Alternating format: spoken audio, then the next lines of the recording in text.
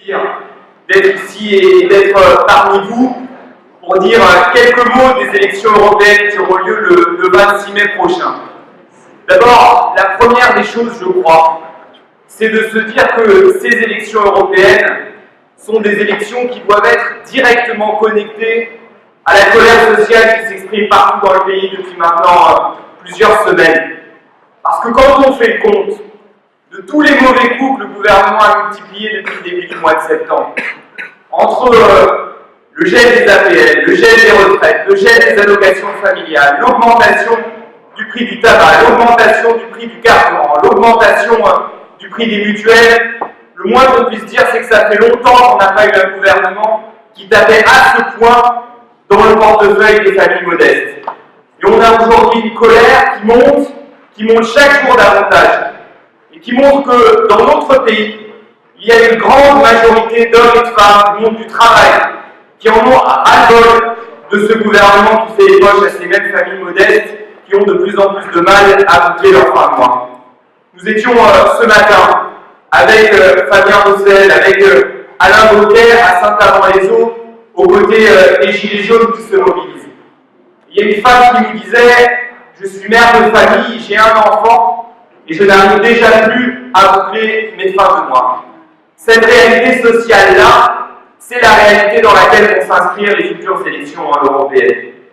Je le dis parce que au gouvernement, dans les médias, ils vont nous expliquer que les élections européennes, ce sont des grands enjeux institutionnels, des enjeux qui sont très très loin de la vie quotidienne de millions de Françaises et de Français. Pas du tout. Nous voulons que les élections européennes soient un grand référendum sur les politiques d'austérité. Cela fait maintenant des années qu'au nom de l'Union européenne, on nous explique que c'est toujours aux mêmes de se serrer la ceinture. Cela fait maintenant des années qu'au nom de l'Union européenne, on a sacrifié nos services publics. Cela fait maintenant des années qu'au nom de l'Union européenne, on a multiplié les cadeaux aux plus riches. D'ailleurs, quand même, quand on voit que le gouvernement nous dit maintenant qu'il n'arrive pas à boucler le budget, mais enfin quand même, la faute à qui? Le gouvernement n'était pas obligé de supprimer l'impôt sur la fortune, ce qui représente 3,5 milliards d'euros en moins dans le budget de la France. Cela représente très exactement un cadeau de 33 € par jour, pour les familles qui jusqu'à présent payaient l'impôt sur la fortune. 33 € par jour. Et quand on pense qu'ils ont expliqué partout qu'ils étaient très généreux parce qu'ils avaient mis en place un plan pauvreté, le plan pauvreté, il représente 62 centimes par jour pour les ménages les plus fragiles. D'un côté, ils ont fait un cadeau de 33 € par jour pour les familles qui payaient l'impôt sur la fortune, et de l'autre, en guise d'aumône, un cadeau de 62 centimes par jour pour les 9 millions de Français qui vivent dans la pauvreté. Ces politiques-là, ce sont des politiques qui sont directement liées aux injonctions de la Commission européenne. Et donc, nous allons porter cette question sociale-là au cœur de la bataille des élections européennes. On a d'ailleurs décidé de mener cette campagne très tôt. On a décidé de se lancer dans la bataille plusieurs mois avant le 26 mai. Et on l'a fait parce qu'on est convaincu que ce sont des élections très très importantes. Très importantes pour nous et très importantes pour le monde du travail qui ne peut pas continuer à se laisser marcher sur les pieds comme c'est le cas depuis trop longtemps maintenant. Et je veux dire un mot du Parti communiste. Je crois que ça fait trop longtemps qu'on n'a pas vu sur le devant de la scène le Parti communiste français.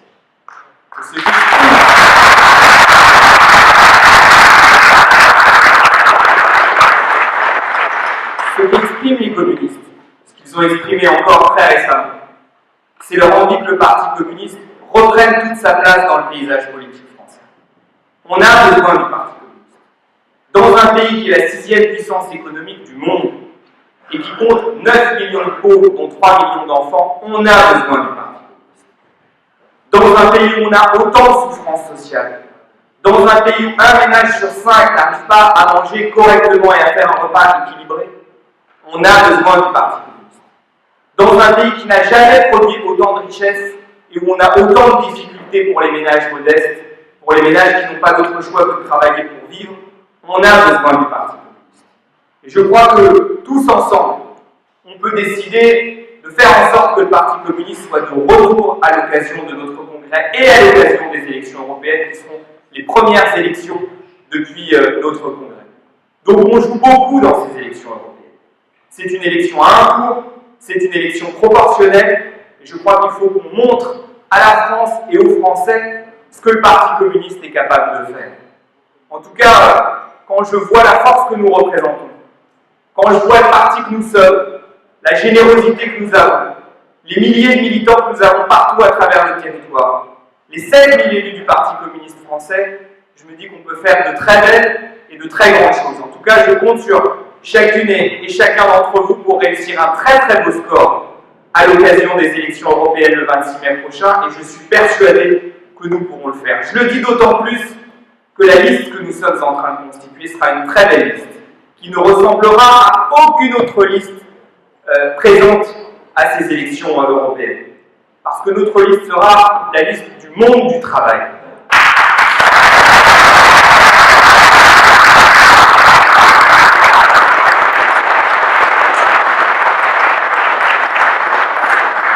Et faire ce choix-là, ça n'est pas un choix tout à fait anodin.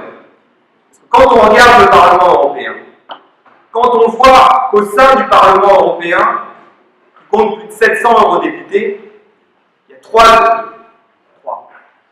trois ouvriers sur 700 parlementaires. Eh bien nous allons faire le choix inverse. Je l'ai annoncé avant-hier, Marie-Hélène Bourlard, qui est une ouvrière que ceux qui ont vu Merci Patron connaissent. Marie-Hélène Bourlard sera en position éligible sur la liste que nous présenterons à ces élections européennes.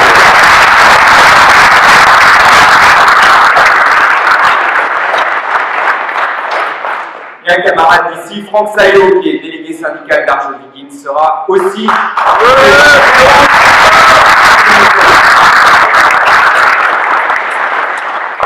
Donc oui, ce sera une belle liste. Ce sera au fond une liste qui sera le lobby des gens face au lobby de l'argent.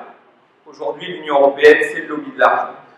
Ce sont les banques, ce sont les financiers, ce sont tous ces lobbies qui aujourd'hui s'organisent pour peser sur le cours des choses. Eh bien, nous allons dire que celles et ceux qui appartiennent au monde du travail et qui ont des choses à dire, ils feront leur entrée au Parlement européen. Et pour ça, il va effectivement falloir qu'on se mette en cadre, il va falloir qu'on se mobilise, il va falloir qu'on rappelle qu'il se joue beaucoup de choses au Parlement européen, contrairement à ce qu'on dit parfois. Le Parlement européen, il prend des décisions qui impactent tous les jours notre vie quotidienne. Un exemple. Récemment, il y a eu une directive qui était débattue au Parlement européen sur les conditions de travail des routiers. Et cette directive, elle dégradait considérablement les conditions de travail des routiers. Les routiers, c'est 3 millions de salariés en Europe, dont 10% de Français. Cette directive, elle a fait l'objet d'une mobilisation des syndicats routiers qui sont allés protester devant le Parlement européen. Il y a des députés communistes qui, au Parlement européen, ont bataillé contre cette directive. Et ils ont réussi à faire échec à cette directive. C'est un exemple parmi d'autres, mais en tout cas, ça montre que ça vaut le coup d'avoir des eurodéputés communistes, ça vaut le coup de se battre, et je compte sur vous pour mener une très très belle campagne. Belle campagne à tous et beau congrès.